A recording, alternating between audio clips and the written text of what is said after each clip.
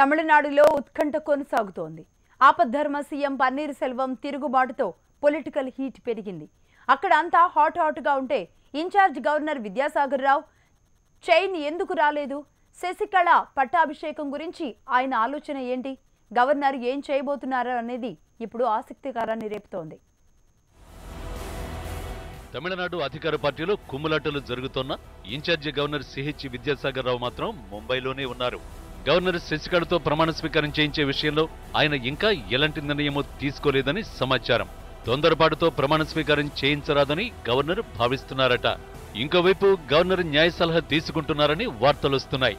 కోర్టులో ఆరోపణలు ఎదుర్కొంటున్న వ్యక్తిని సీఎం చేయవచ్చా, లేదంటే తీర్పు వచ్చే వరకు వేచి చూడాలా? పైగా పార్టీలో అసమ్మతి భగ్గుమన్న వేళ ఏం చేయాలి అనే కోణంలో సలహాలు తీసుకుంటున్నట్టు తెలుస్తోంది.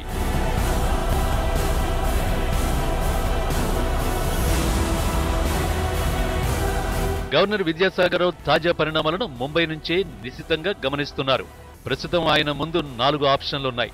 మొదటిది అక్రమాస్తుల కేసులో ఉన్న శశికళపై తీర్పు వచ్చే వరకు వేచి చూడటం. రెండోది పన్నీరు సెల్వాన్ని బల నిరూపణకు ఆదేశించడం. ఇక మూడోది శశికళ చేత ప్రమాణ స్వీకారం చేయించడం. 4వ ఆప్షన్ రాష్ట్రపతి పాలనకు సిఫార్సు చేయడం.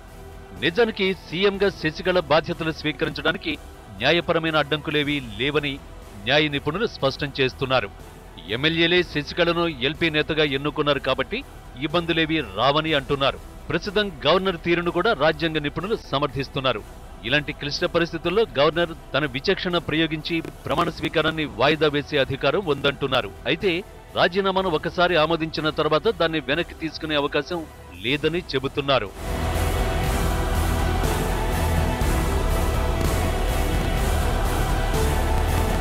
ఇక గవర్నర్ రాక కోసం అన్నాడీఎంకే పార్టీ వర్గాలు ఎదురు చూస్తున్నాయి. అయితే గవర్నర్ గురువారం చెన్నైకి చేరుకుంటారని సమాచారం. ఆ వెంటనే తమిళనాడులో తాజా పరిస్థితులపై సమీక్ష జరుపుతారని తెలుస్తోంది. ప్రధాన కార్యదర్శి, డీజీపీ, ఇంటెలిజెన్స్ అధికారులు చెన్నై పోలీస్ కమిషనర్తో ప్రస్తుత పరిస్థితులపై ఆరా తీయనున్నారు.